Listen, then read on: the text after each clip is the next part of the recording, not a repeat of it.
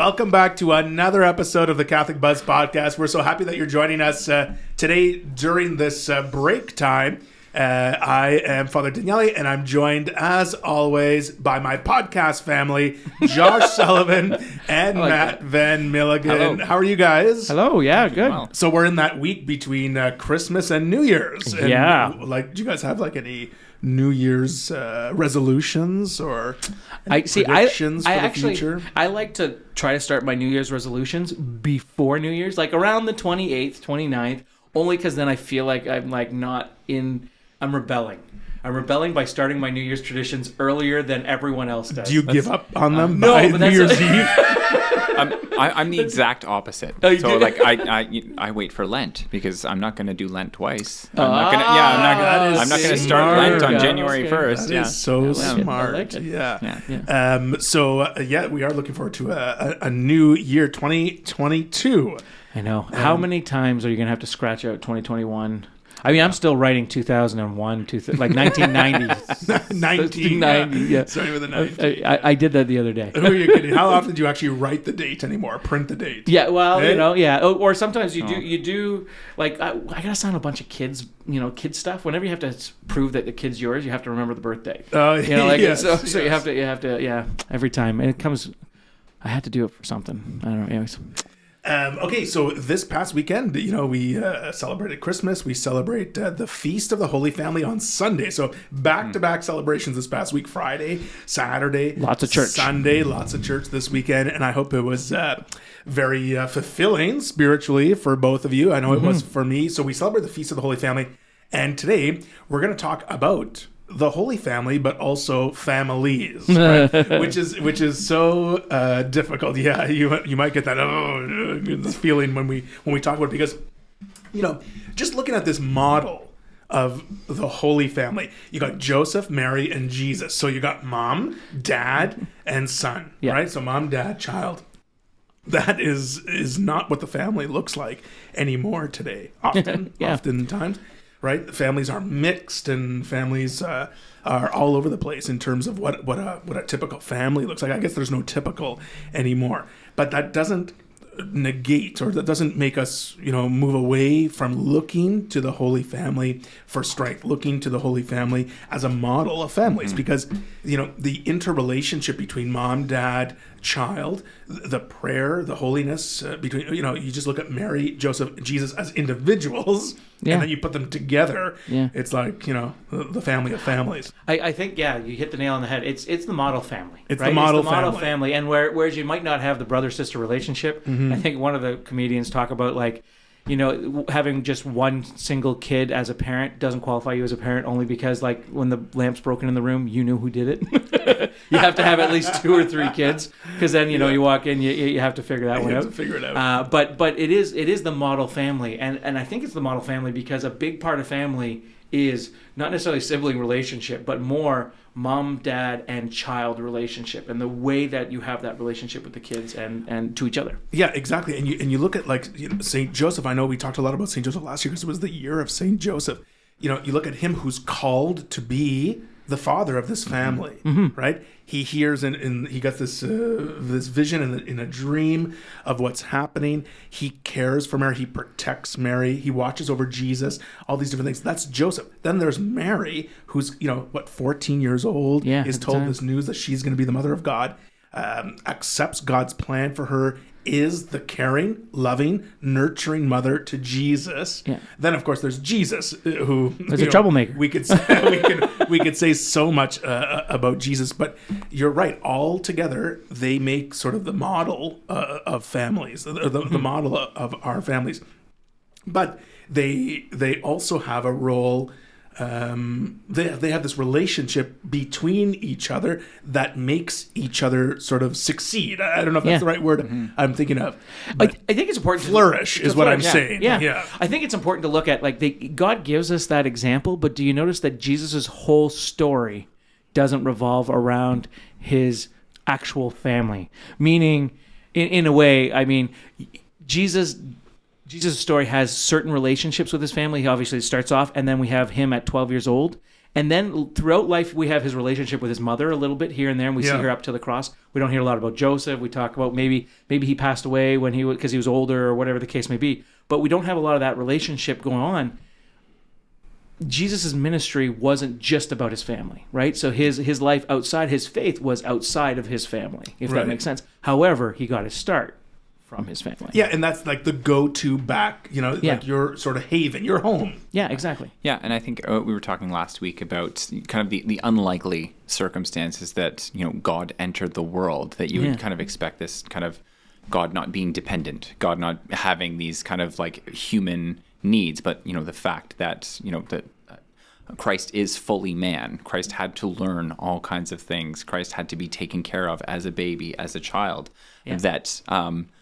on the one hand, it's you have the family dynamic as the context for the incarnation, which I think is that itself is pretty significant or pretty mind blowing. But the fact that Jesus himself, submitted to Joseph as a parent when Jesus is God, submitted to the teaching of his parents. The discipline, if you will, not discipline. He was disciplined. I imagine discipline was pretty light in that house. But imagine being Saint Joseph. I gotta just say this. Imagine being Saint Joseph in the relationship with Jesus and Mary. The only person who sins in that house is you. Like that would really suck. Yeah, you know what I mean? Like nowadays, be like you're the only one that has to go to confession. Anyways. Yeah, so you're absolutely right. And so today when we look at families, this past weekend, you kind of, as a priest, you give a homily trying to give people hope to look to the Holy Family as a model. But people's situation, we know that life is very messy. People's situations are not like the Holy Family, right? So where do people... what we don't want is for people to look at their family and feel bad. No, of course not. Because just like we strive in our lives to live holy lives like Jesus, so we strive in our families to live like the Holy Family. It doesn't always happen, and situations are beyond our control. Life's moments get very. It's hard to say that this is what a family is or this is what a family should look like, especially nowadays. Right. And that's not what we're trying to do here. We're not trying to say this is what a family should look like. Right? No, but I think there's aspects and parts of relationships in the Holy Family that are healthy, that are good, and that are the design that God created for us to be. Exactly. And so when you look at like, I love Saint Joseph, and part of that is because I'm a father, and maybe as I become older and I identify as a man and striving to be a father, a man of God, and that kind of stuff. Saint Joseph doesn't say a single word in the Bible. The fact that he does, just kind of gives you an idea of who he is. He doesn't have anything to say. He doesn't say anything.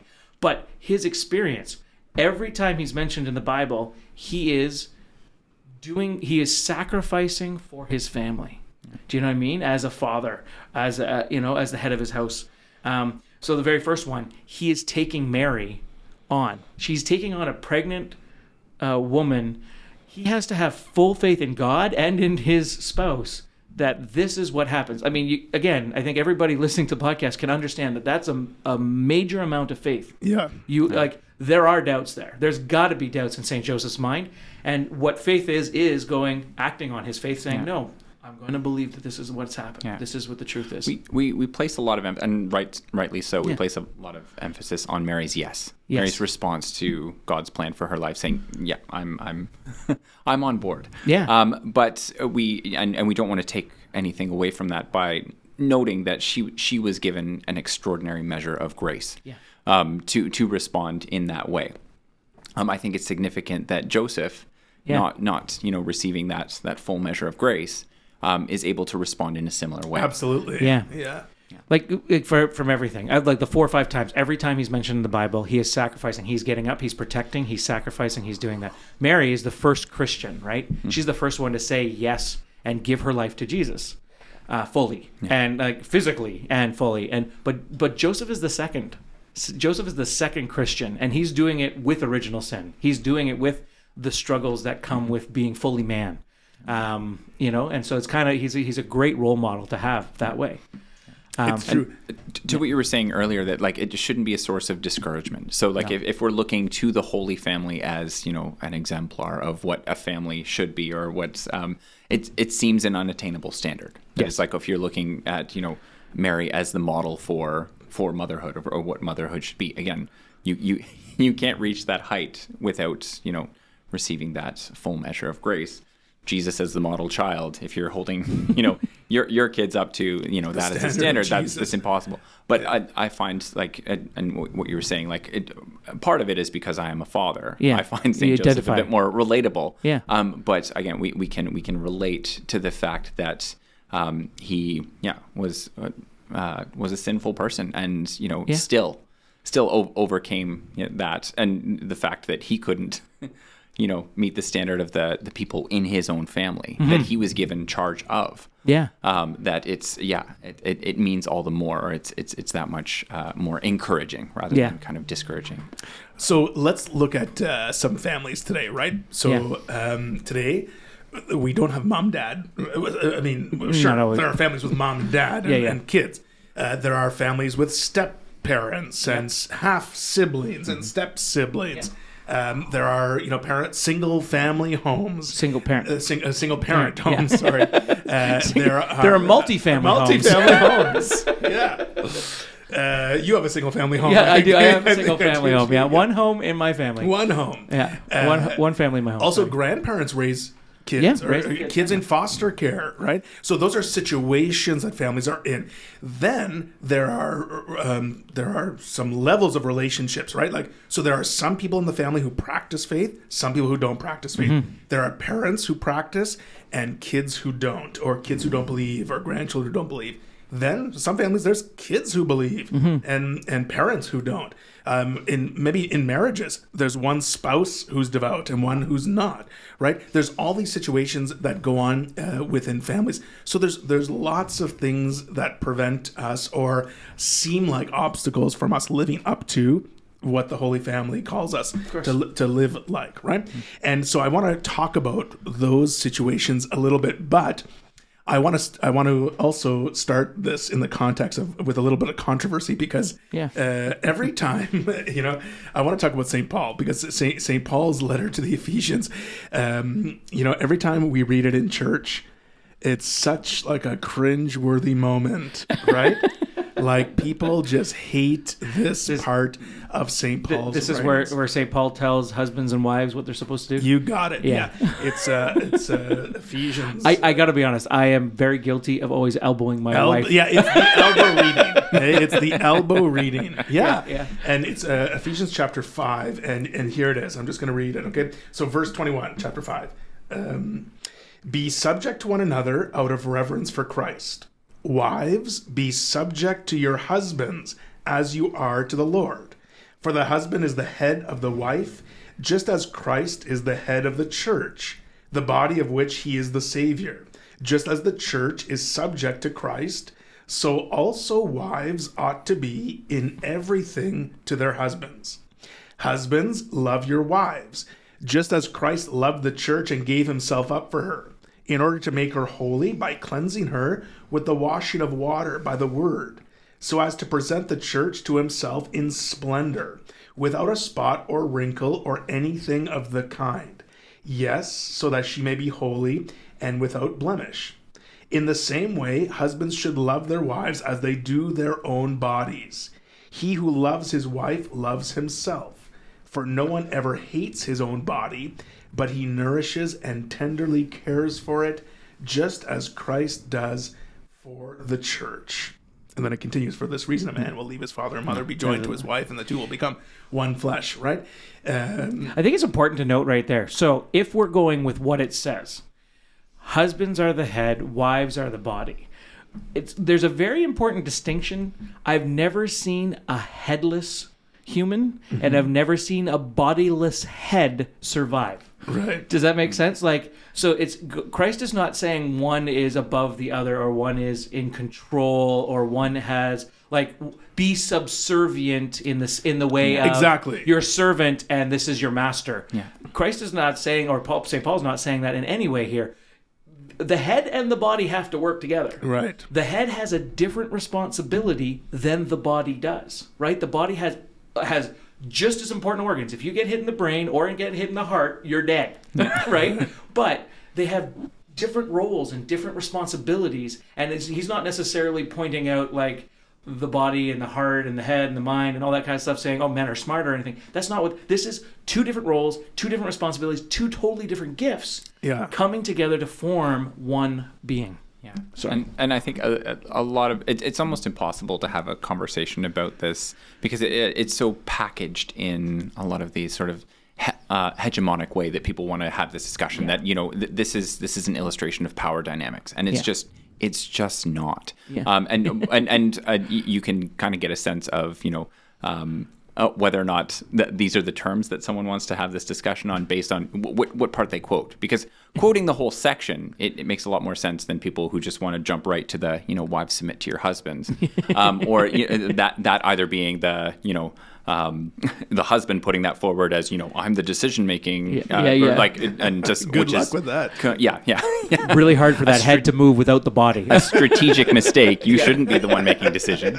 Or, you know, on the other hand, that it's like, okay, this is why that there's a problem with the Bible. But like where it actually starts is be subject to one another out of reverence for Christ. Like that.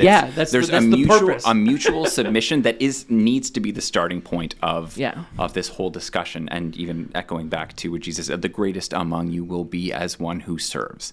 That this isn't to be understood in terms of, you know, power dynamics and who's in charge and whatever. And there's also, again, not to kind of fully geek out about the language study stuff, but I believe this was originally written in Greek, and the way that, you know, punctuation is treated, that we have these as kind of separate sections, like be different sentences, different thoughts. Whereas, you know, there would be the way that it was read, that be subject to one another out of reverence for Christ, that would be a continuation of that idea. Wives to your husbands, husbands love your wives. That, you know, it's not as though you know, you have to be subject just women to men, right? And then men have some other responsibilities. Let's talk about men. Yeah. But when it is talking about the responsibilities of men, that is like, okay, if the analogy here is that as Christ loves the church, what did Christ do? He gave up absolutely everything. That's right. He gave up his claim to power. He gave up his claim to... He died. He suffered. Exactly. The way he served the church was by being the lowest, by getting on his hands and knees and washing the feet. Right. And being subject to one another out of reverence for Christ really means, you know, acknowledging the dignity in each other, right? Yeah. Out of reverence for Christ. Christ gave us so much. He gave us himself. And God has also placed certain people in our lives, right? Like when you talk about vocations, you talk about marriage or all those things, you know, we're really hoping that we've prayed for our partner. So acknowledging our spouse's dignity, acknowledging our family's dignity is key when we're looking towards modeling the Holy Family. Doesn't matter what situation we're in. You know, we mentioned all those different situations that families can be in. And just because I know you guys are fathers of 4 children, this is a good part for you. Chapter 6: Children, obey your parents in the Lord, for this is right. Hold on. Okay, it says, honor your father and mother. This is the first commandment with a promise, so that it may be well with you and you may live long on earth. This is a good. I use this as a threat. Yeah, but it continues. We're not allowed to provoke them. Okay. Yeah. And fathers. Oh, see, I always get hit with this. Do not provoke your children to anger, but bring them up in the instruction of the Lord, in the discipline and instruction of the Lord. Don't provoke your children, guys. No. Don't provoke them. Don't provoke them. Okay, so what happens? So now we've put this in context. Yeah. I just wanted to say that's a very important part for me, that children obey your parents, and not for the reason that I'm a parent now, but because Christ shows this as an example. Exactly. And like he tells his mom, like at the wedding of Cana, his first miracle, he's like, Mom, I'm not ready yet. Right? And Mary's like, okay, and looks over and says, like, do whatever he tells. Mom commands him to do it. He is God. But he, like you said, he listens to Joseph, he listens to Mary, but he says no, and then mom, the parent pushes him forward out of their comfort zone, out of their stuff, and says, no, you're doing it. Yeah. And Jesus, being obedient to his mother, does it. You know what I mean? And I mean, part of that is understanding that Mary didn't ask him to do something that wasn't able to be done, wasn't asking him to do, but had full confidence in him and was able and pushed him to start his miracle journey, if that makes sense. Like to start his ministry. So and no, this is the key to dealing with our families, right? In any situation that you're in, whether it's a wide divided family, a lot of troubles are within the family, right? Because oftentimes people kind of treat the ones that are closest to them the worst a little bit in many ways, right?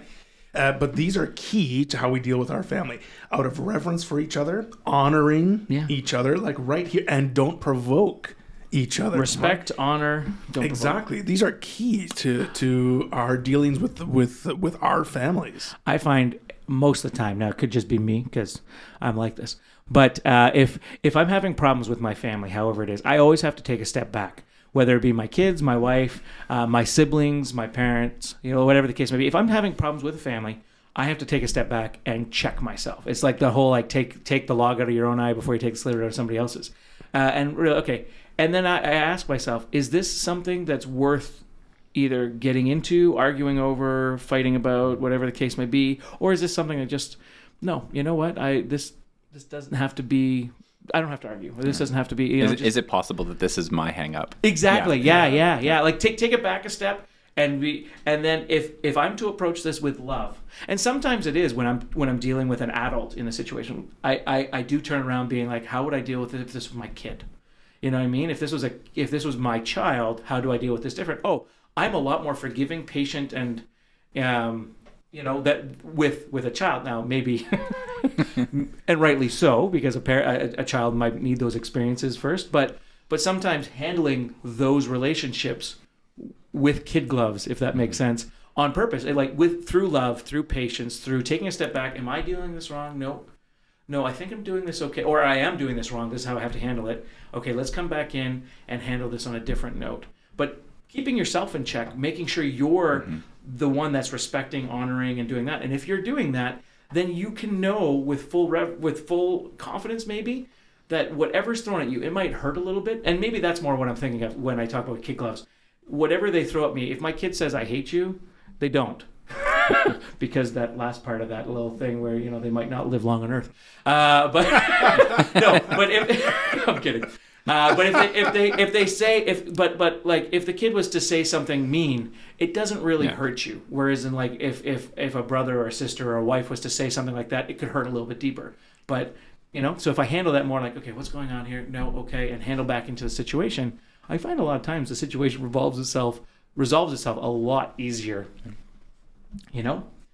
So yeah, absolutely, and honestly, I agree with you that this is key for any relationship. Oftentimes the fights we have with people are reactionary. Yeah. Right? And oftentimes we take things very personally about our feelings are hurt or whatever it might be. Even if it's about faith, like you're attacking my faith, so it's personal. So I have to be defensive. And they'd be like, well, wait. Do I have to be? No. If this is different, if this was a different person, how would I handle this differently? Yeah. But it is sometimes, and a lot of times it's backed relationship, right? I think it's emotion. It's 30 years or 50 years or 70 years of experience with this person, relationship with this person that makes you jump to a certain conclusion or a certain way of reacting or a certain way of doing it that doesn't need to happen. I mean, it's human. It's humane. It's instinct sometimes, but take a check. Yeah. Check yourself, because you're called to be above that. That right there. And just to tie back to what you were saying earlier about that, we do have this call to be holy. We have this call to perfection. We have a standard of perfection that we can look to and hope to emulate. But real life is messy. Yeah. That family situations are messy. That there are situations, there are relationships where you can't. The thing that's broken isn't easily fixed, or is something that's rooted in years, or just of insecurities, of unhealthy relationships that people can be easily provoked. So that, and again, looking at the range of family situations, that sometimes the context for these discussions, or the context for these in these situations are, kind of broken in the first place. And, that's, again, that was my experience kind of growing up, that it's like part of the appeal of Catholicism, or part of the one of the draws, was that, there is family is a thing. And it's not just a, choose your own adventure, you're free to invent, whatever kind of family situation you want. But that there is a model. There is a standard to aim for, again, with a recognition that sin is in the world, that, there is... Things happen. Yeah. I think I have the greatest respect, I think, probably for single parents, because when you're talking about this kind of stuff, I use my wife, I use my spouse quite often to keep me in check, whether it be parenting or whether it be with other relationships, like other people outside. I lean on my wife quite heavily. Okay, am I okay to say this, or am I okay, or like, is this me being grumpy because I haven't eaten or I haven't slept or something, or is this, I can check with my wife, and my wife can be honest with me and check. But you do that with family too. Family can be honest. The only people that can be honest, I'll do that with my siblings too. Okay, am I right about this? And I expect my family to be completely honest with me. But those people that are in other types of situations, family, like single parents, who do you lean on? You have to start building yourself a community that supports your faith, supports your belief, so that you can raise these kids. And then maybe that is getting grandparents involved. Maybe that's getting church community involved. That's getting involved in your church community more. Like, you have to have those backgrounds, and that you and even in multi-family homes, with different aspects, step parents and all that kind of stuff. Being on the same page when it comes to faith is really will make things easier. If you're not, you've got to pray about that, and you've got to enter into some discussions and just have clear-cut boundaries of where this is going. And that if this is important to you, if faith is important to you, then this is what you need in this relationship in order to this is what the kids need. This is what this need. Have those open conversations. So keys here to any situation with a family, right? So whether it's friendships or we're talking family specifically today, we're looking at the Holy Family. So each individuals are working sort of together, right? So that each other flourishes in each other's role.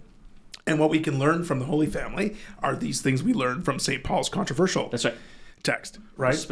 Respect. Don't provoke people. These are solid tips for any family. Don't provoke people. This is the sibling one. I think more than anything. Yeah.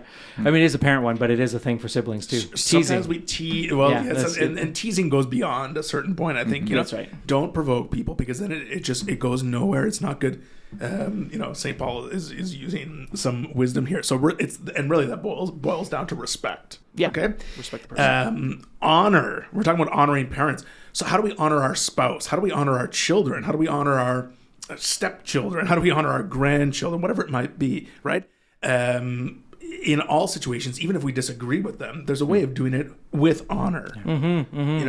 I think that speaks volumes. Actually, now that you say that, I think of honor as because I'm old school and knight and honor of the round table kind of thing. But how would a knight, how would a man of honor handle this situation? Well, you would never speak disgracefully about anybody. Sure. And that you honor, as a man of honor, you would never speak. You would never put somebody down. You would put their worth and their give them the best foot forward, or suggest that this is probably how they meant it versus taking it the wrong way. You know what I mean? You would always, to honor somebody would be to think that they have your best interest at heart, or that they always meant the best thing, never to put their worst case scenario forward, that kind of stuff. It's kind of, which leads to the next one, which is reverence. Reverence for each other means, in a way, it's loving each other. Yeah, right? It is. Yeah. And we do this with reverence for each other. It's seen in each other's dignity, right? But like you said too, it has all these things encompassed. It's like not provoking each other, not trying to bother each other, not speaking ill of each other, not thinking the worst of each other either. Yeah. Right? Those are all things that are included in reverence for one another, like we do for Christ. With Christ, we look upon Jesus with hope. We look upon Jesus with someone who will care for us, someone who wants the best for us, but we don't afford that to the people we're married to, or the people we're living with, or the people we're related to, right? There's always this thing. And it starts with us. You know, so I know there are situations in families that are just so tense that people don't speak to each other. People are divided and separated. Yeah. But all of us have to take a good look in our own heart.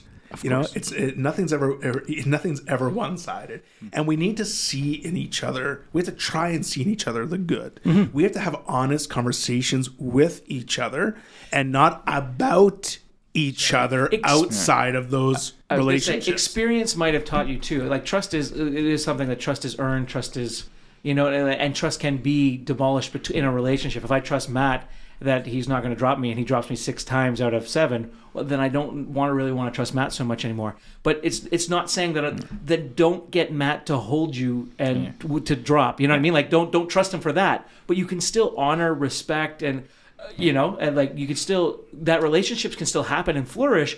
You don't have to, you know, I don't know if the person's, you're worried about the person taking money from you or something, you don't have to put the person in a situation where they can take money. You know what I mean? But that doesn't mean, that's not what it is. But it does mean that you're still honoring, loving, respecting that person, and showing them reverence like that. And the last one I'm going to say is prayer. We're not going to succeed anywhere without prayer. Yeah. Right? Like, if we're not praying for our family, I know grandparents, I feel their pain when they say, I pray for my grandkids, and they just don't go to church anymore and all these things. Yeah, yeah. Keep praying for them. You know, the right time comes where their heart is ready. God is still preparing their heart. You know, God is still working on their heart. The time is coming when they're going to be more open to hearing the word than they are right now. Keep praying for them. And I promise, if you are the one to show them the love, reverence, honor, and everything else in their life, they don't get that on a regular basis. Exactly. People don't get that on a regular basis. But if you show them that person, you are the person that they're going to go to ask these questions and ask how to be a good person, because you are that model for them. And sometimes when you you want to say that prayer is your only option. Sometimes when we're talking about kind of broken or wounded situations, that like if you've done if you've taken every step to mend bridges, that prayer is a way that you can not give up on someone. Yes. That is like a lot of these broken situations are the result of people giving up. That it's, you know, if it that's right. Quote the second most popular wedding passage besides the Ephesians one, the Corinthians, where it said like love never fails. Never ends. Like that it doesn't give up on the person, and you know when sometimes that's your only option for honoring them, for recognizing their dignity, for showing them respect, that you know you don't have an open line of communication with this person. You can always pray for someone. You can always hold them up that way. And speaking of prayer, this is the whole point. This is why we rely on the Holy Family, right? We look to the model of Mary. We look to the model of Joseph. We look to Jesus. We look to their model of being someone that we can pray for their intercession to help us in our families. Mary, you know, this is a whole other episode to reflect on. Mary had sorrows, right?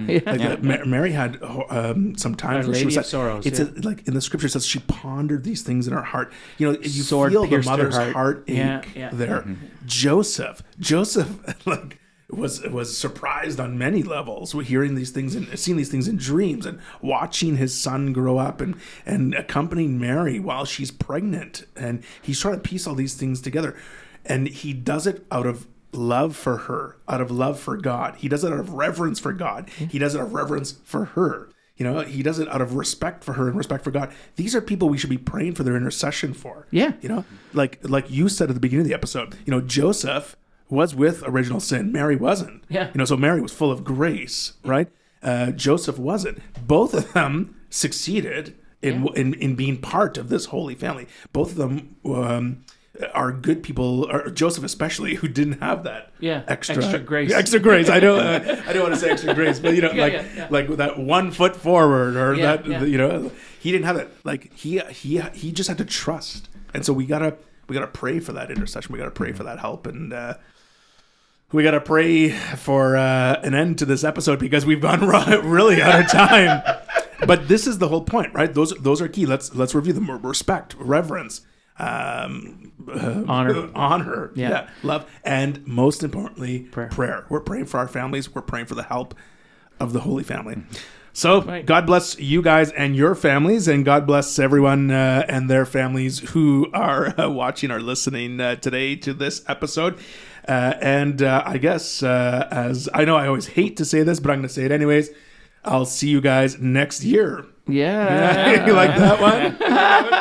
Anyways, for Josh Sullivan and Matt Ben Milligan, my name is Father Daniele with the horrible jokes, and we will see you next year on Better the jokes. Catholic Buzz.